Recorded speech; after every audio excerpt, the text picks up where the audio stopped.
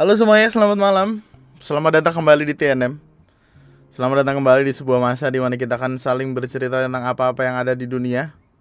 Email yang akan kita bacakan pertama kali berjudul Disamperin Cewek ke Kosan. Malam bang, gue Aldi dan gue kerja di perusahaan telekomunikasi. Gue sering dengerin cerita malam Jumat lu. Yang malam minggu agak kurang suka kalau cerita kebanyakan tentang orang bongkar mesin.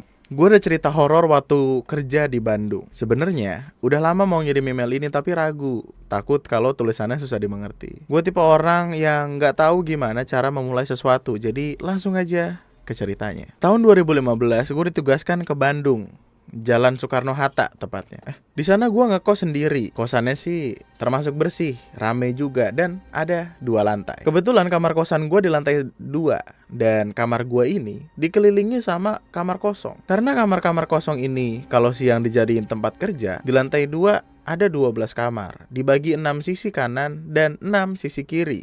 Awal-awal gua tinggal, kondisi aman-aman aja, nggak ada yang aneh-aneh. Setelah seminggu di sana, mulai ada kejadian aneh. Dari ada yang nyapu jam 3 pagi, lalu kamar kosong yang di sebelah suka ada yang ngetuk-ngetuk, sampai suara-suara orang kayak bentak-bentak gitu pakai bahasa Sunda. Di situ gue masih cuek aja, karena gue pikir mungkin orang di dalam kos lain, karena kos-kosan itu diisi mayoritas mahasiswa. Jadi mungkin masih ada aktivitas di jam-jam kalong. Sampai puncaknya, gue ngalamin rep-repan atau sleep paralysis. Dan pas rep-repan itu, gue ngerasa ada tangan yang ngerangkak dari kaki. Pas gue buka mata, ada cewek rambut panjang dengan muka pucat dan rata merangkak dari bawah kaki gue sampai ke depan muka gua dan diam pas di depan muka gua. Di situ gua nggak bisa bergerak. Yang gua bisa lakukan cuma baca-baca doa dalam hati sambil nutup mata maksain buat tidur lagi. Meskipun nggak bisa tidur dan berasa banget di pundak gua ada tangan yang megang. Gua menjamin mata sambil terus baca doa sampai kedenger azan subuh. Pas itu baru tangan yang di pundak gue berasa udah hilang. Pagi harinya gue masih cuek karena gue pikir cuma efek-efek rep-repan, jadi lihat yang aneh-aneh. Setelah kejadian itu gue nggak pernah lihat cewek itu lagi ya, walaupun masih suka kedenger suara-suara aneh dari kamar sebelah. Singkat cerita, seminggu berlalu.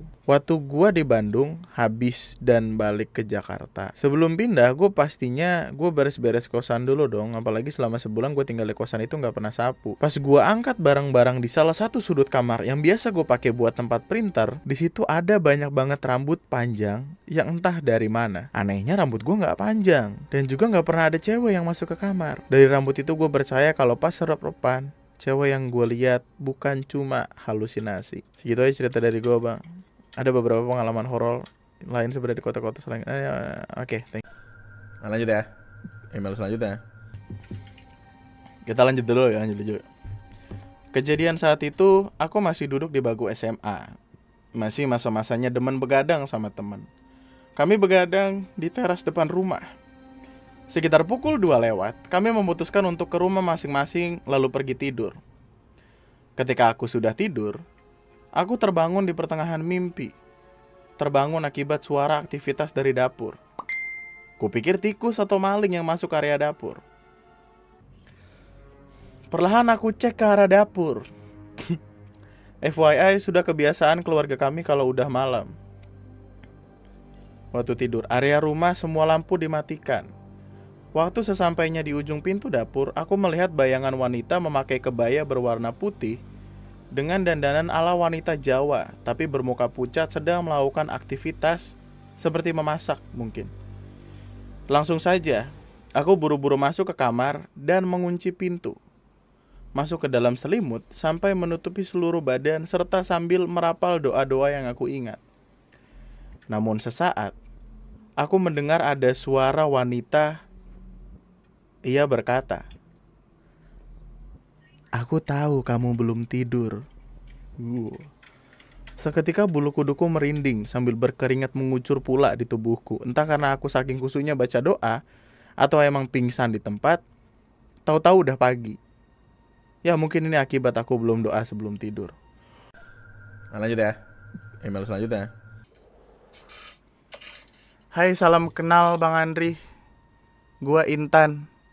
Gue mau sedikit cerita pengalaman gue selama gue tinggal di rumah Simbah di daerah Jawa Tengah bagian selatan.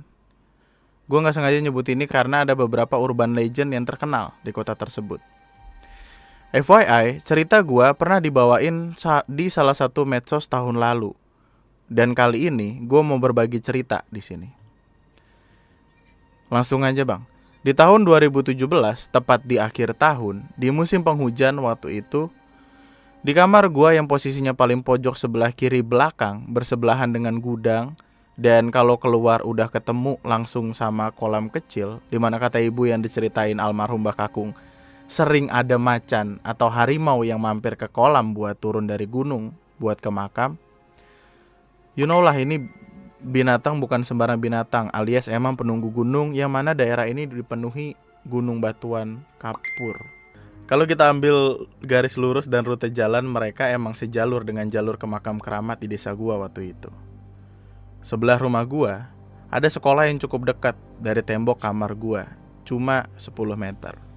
Jadi di malam itu hujan gerimis, ada bunyi air yang diinjak, kricik-kricik, dibarengi bau khas mereka yang lewat, macan atau harimau.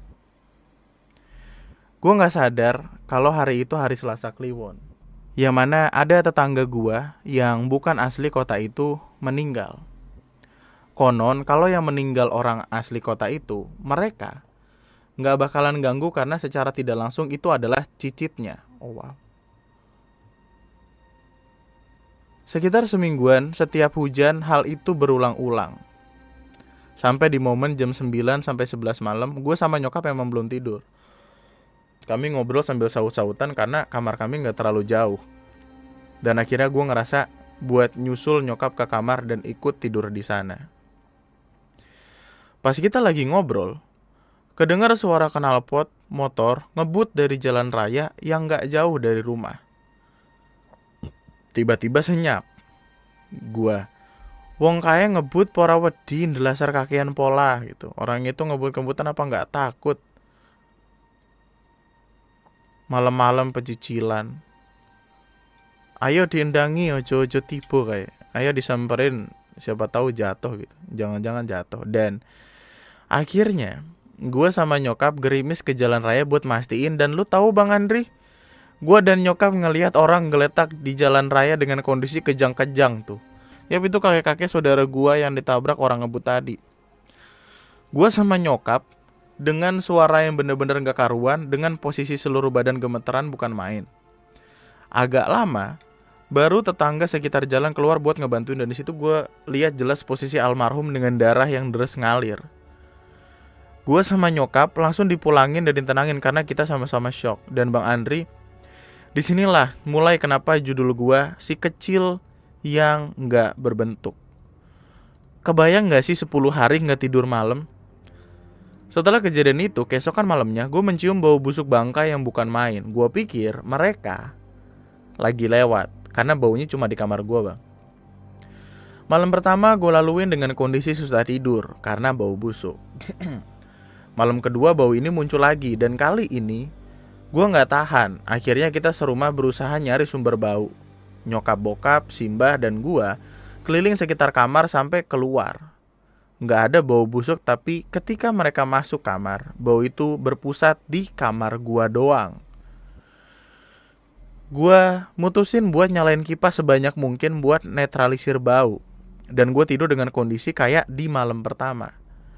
Malam ketiga bau ini muncul lagi, dan gua mulai sadar bau ini selepas jam 9 sampai subuh. Gua yang gak tahan, gua marah dan bilang di kamar gua, "Sopo sih kowe?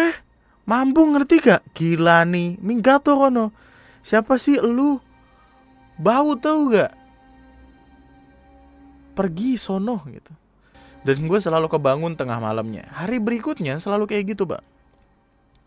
Dan ini tepat seminggu kejadian ini ganggu gue. Ibu gue yang dengar anaknya susah tidur, bahkan sampai gak tidur karena bau di kamarnya.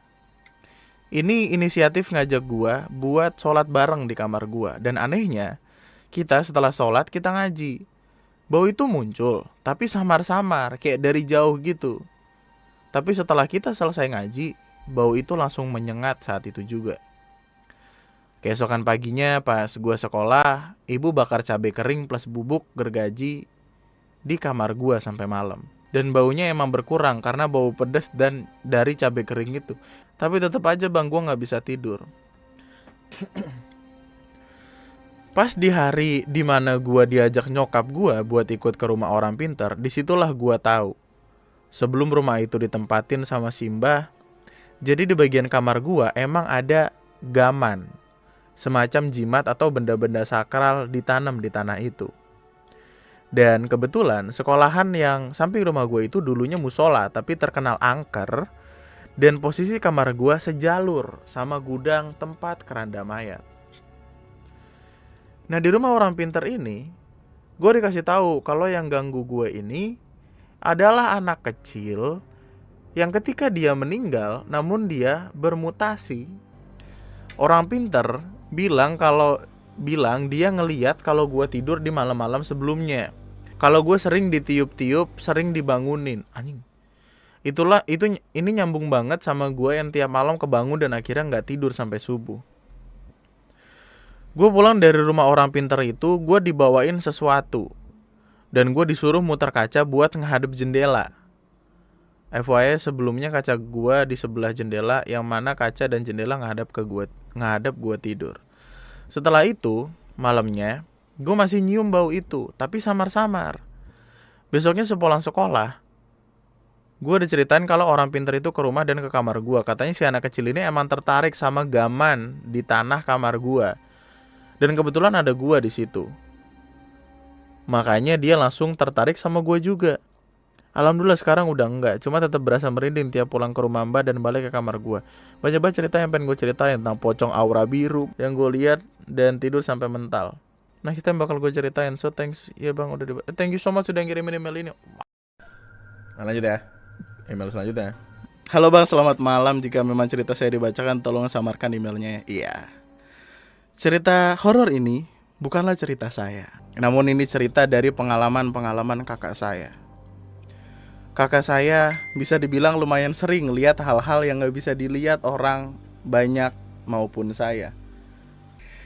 Dia punya banyak pengalaman horor yang dia alami, namun saya hanya akan menceritakan yang menurut saya paling seram. Oke, cerita dimulai. Saat itu di rumah saya hanya ada 2 kakak saya dan saya sendiri. Ayah dan ibu saya sedang pergi keluar. Nah, saya dan kakak kesatu saya sedang menonton TV di ruang tamu. Dan kakak saya yang satunya lagi sedang mengambil makan di dapur. Jadi di dapur dan kamar ibu saya bersebelahan. Tapi ada kaca hitam yang hanya bisa dilihat jelas dari kamar ayah ibu saya. Posisi saat itu kamar ibu dan ayah saya dikunci karena sedang pergi. Dan kakak saya sedang mengambil makan di meja makan. Tiba-tiba dia mendengar ada suara ketukan yang lumayan keras dari arah kaca kamar ibu ayah saya. Kakak saya yang saat itu penasaran melihat ke kaca namun tidak terlihat jelas. Jadi dia mendekatkan wajah ia ke arah kaca sampai menempel agar terlihat jelas. Tiba-tiba ia melihat ada sebuah wajah yang sama-sama menempel ke arah kaca yang sama dengan wajah hitam dan muka yang hancur serta berambut panjang. Kakak saya langsung berlari ke arah ruang tamu dengan wajah panik. Dan kakak saya yang satunya membuka kamar ayah ibu saya dengan kunci, lalu mencari sosok tersebut namun tak menemukan apapun. Di situ kami bertiga ketakutan dan memutuskan untuk tetap tenang agar tak terjadi sesuatu yang diinginkan sampai ibu dan ayah saya kembali. Dan kita menceritakan hal tadi. Mereka bilang untuk tidak terlalu takut dan lupakan saja hal yang tadi itu.